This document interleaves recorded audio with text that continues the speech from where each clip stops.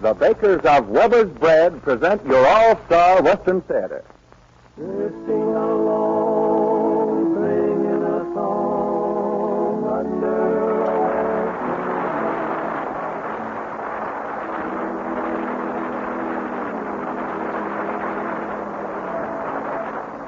From Hollywood comes your all-star Western Theater, starring America's great Western singers Foy Willing and the Riders of the Purple Sage, with songs and a story of the West.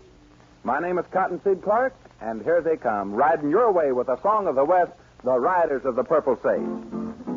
riding, roping in the blazing sun all day, singing, swinging as I travel on my way, riding, rocking, roping, grinding cattle all day long, singing and a swinging to a cowboy song, riding, roping in the blazing sun all day. Riding in the saddle all day long, to a long and lonesome cowboy song, riding through the burning desert sand, to the land and country where a man's a man. And I'll go riding, roping in the blazing sun all day, singing, swinging as I travel on my way, riding, rocking, roping, branding cattle all day long, singing and a swinging to a cowboy song, riding, roping in the blazing sun all day.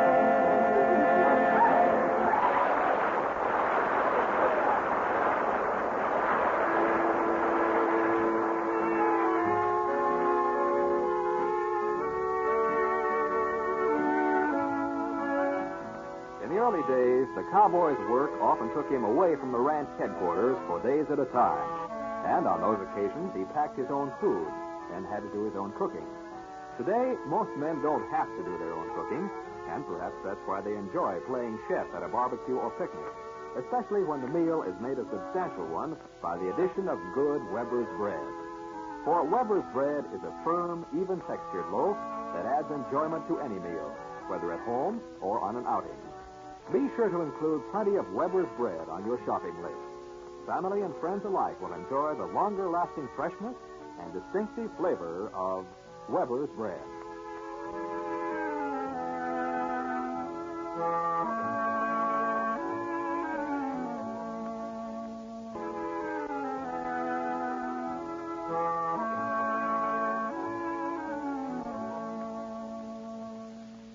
A song that will never grow old is a favorite love ballad of yours that you folks have asked the Riders of the Purple Sage to sing. You'll like it still more as you hear your favorite men of the musical West singing Good Night, Sweetheart. Good night, sweetheart, till we meet tomorrow. Good night, sweetheart, sleep will banish sorrow. Tears and parting may make us forlorn, but with the dawn, a new day is born. Oh, I'll say good night, sweetheart, though I'm not beside you. Good night, sweetheart, till my love will guide you. Dreams enfold you, in each one I'll hold you. Good night, sweetheart. Good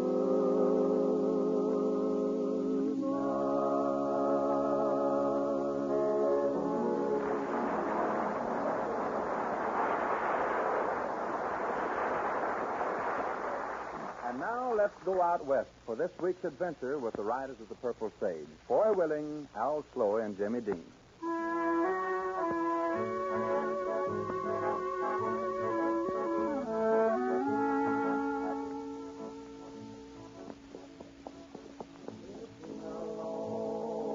Singing a song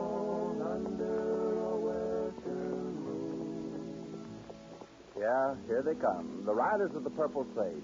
Bound for most any place that means a month's pay in their jeans, and, well, then on again. Funny sort of fellas, boy, Al and Jimmy, always riding over into that section of the pasture where they really have no business at all. But leave it to them to find the grass a little greener and the business a shade rougher. That must be old Lem Hogan's place right over there. Well, I hope so. We've ridden far enough to get here twice. Well, all I'm hoping is he's got a job for us like the fellow in town said he did. Claimed Hogan was having enough trouble for a dozen men. Yeah, leave it to us to get mixed up into some kind of trouble. Well, if you ask me, we ought to be looking for something peaceful to do. We always wind up right in the middle of something that's none of our doggone business. Oh, you're still carrying on like some fussy old woman. Yeah. Well, why shouldn't I? I want to live to a ripe old age. Well, here we are. Who's going to do the talking? I got more sense than you two guys. Let me do it. Yeah. Well, then start thinking of what to say, because this must be old man Hogan coming here now. Boy, he looks madder than a Bramer bull, too. You just ain't a kidding. All right, you men. What you doing on my property? Well, we thought maybe you could... If that nosy Carter woman sends you here, then you better start riding on. I ain't no mood for making deals. Now, look here. We just... You do the looking. I took as much nonsense from that old hen as I intend taking. Now go back and tell her whatever she sent you here for. The answer is no. Now, just hold your horses. Eh? If you'll stop letting off steam long enough to tell us what you're talking about, then we'll explain our business here. You mean old Llewellyn May Carter didn't send you here? We never heard of her. Well, then maybe I've been a little hasty. What was it you boys wanted? Well, we came out here looking for a job. But right now, I've got my doubts as to whether we want to work here or not. A job? You bet your bottom dollar I got jobs galore. I need men like a baby needs milk. Well, then what's the pay and when do we begin? 40 in pounds. What do you say, boys? Well, I reckon you can count on us until something better comes along. Well, good. Now take your horses down the corral. I'll have one of the boys show you to your bunks. After that, come into the house and I'll give you a line on your work. All right.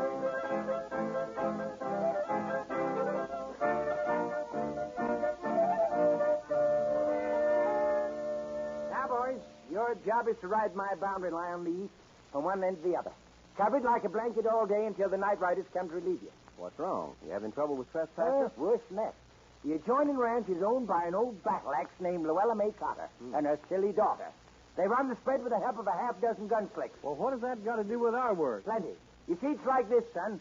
I'm settling an old score with that old biddy. The only water in that section of both our ranches is Cripple Creek. And according to the survey, that creek is on my property. And I've exercised the right to protect my property by fencing her out. Well, ain't there enough water for both of you?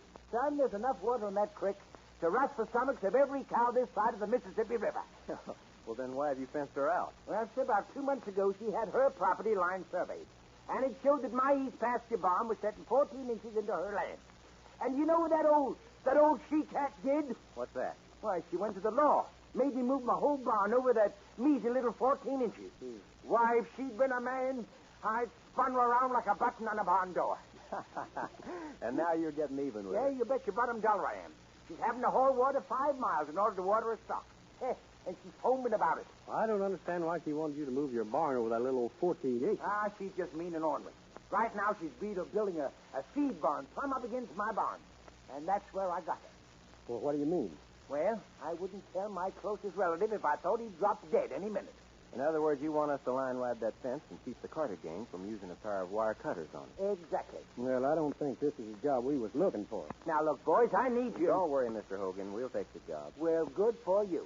Say, do you know what you're getting us into? Oh, I know. Just keep your shirt on. Well, Mr. Hogan, the boys will be on the job the first thing tomorrow morning. Hey, what do you mean, the boy? Well, you'll have to do without me a couple of days. I got to get back in town and tend to some business for my family. Your family? What nutcat hurry? Oh, something personal, Dean. I'll tell you guys about it later. Well, you boys work it out among yourselves. That's fine, Mr. Hogan. I'll be back in 2 or 3 days and join Al and Jimmy. Right now, boys, let's head for the bunkhouse. What do you say?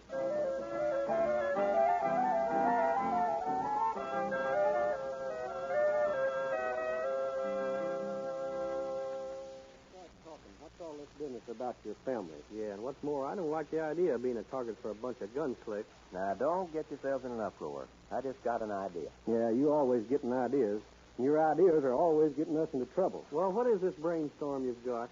I'm going to ride over to old Lady Carter's place and go to work for her for a day or two. Have you lost your crazy fool mind? Don't brag on them, Dean. Okay. Now, look. There's a lot of unnecessary trouble going on between the Carters and old Hogan. And I aim to get to the bottom of it. Well, what business is it of yours? None in particular. Just got a hankering to find out what this is all about. Well, if that don't beat all I ever heard, then I'll put in with you. Right now, let's get some rest. There's things to do tomorrow.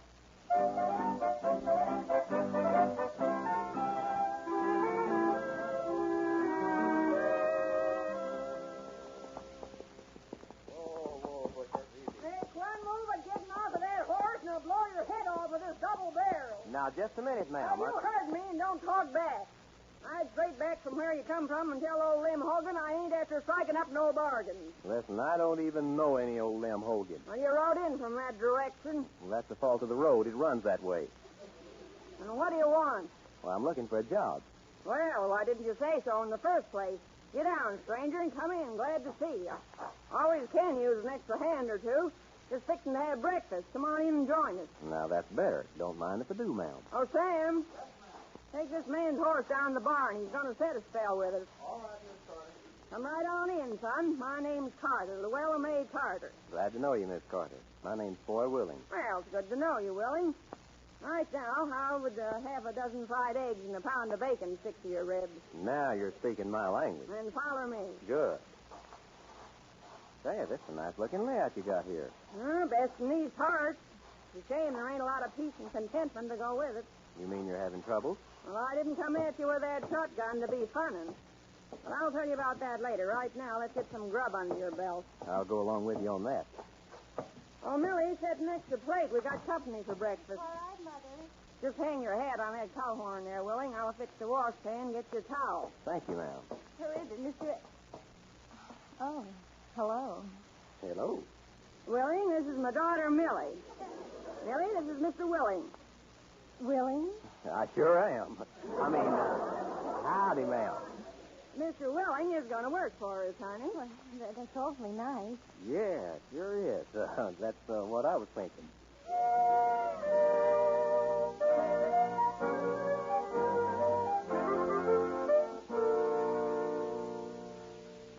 That was a mighty fine breakfast, Miss Carter. Well, glad you liked it, Willing. Now, about that job, I take it you're a stranger in these parts. That's right, ma'am. I think you'll like it here. Oh, I'm beginning to think that, too. Good. Now, the work I got for you ain't no picnic. Well, I'm not used to easy work. So what's it like? Well, first, let me tell you. On the next ranch, just west of it, there's a no-good old skin-flinting reprobate that's got to be taught a few tricks. Now, Mother, don't bring that up. Why, you'll scare him away. Well, I'm not very brave, Miss Millie, but I've fast made up my mind that nothing's going to scare me away from here. I'm glad. Now, look. You two stop making calves' eyes at each other till we get our business settled. Well, excuse me, ma'am. Oh, no need to apologize. I ain't blind. Now, look, son, you look to me like you got brains, so I'm going to give you a chance to prove me wrong. Yes, ma'am. Well, the old feeble brain that runs the next ranch has got my water supply cut off, but there's some way to outsmart the old buzzard. I'm going to give you the lowdown on the whole thing, and then you're on your own. It's like this. Old man Hogan has got his creek fenced off, so my cattle can't get no water.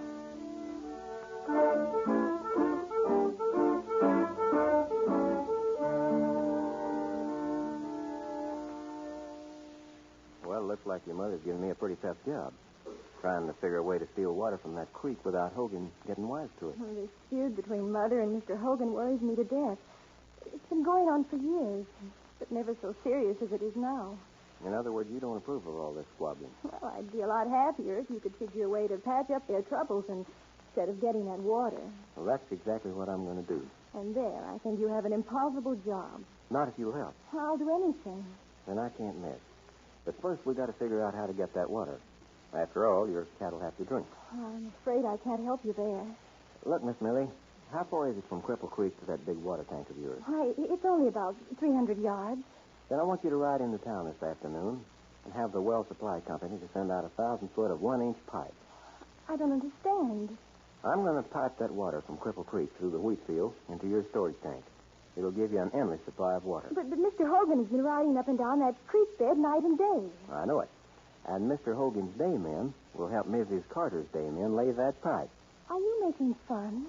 Just leave it to me and don't ask any questions. Yes, I will, but how is this going to get us out of the feud between them? Well, that'll come later. Will you help me? You know I will. And this will be just between the two of us? Is that a bargain? I'm willing.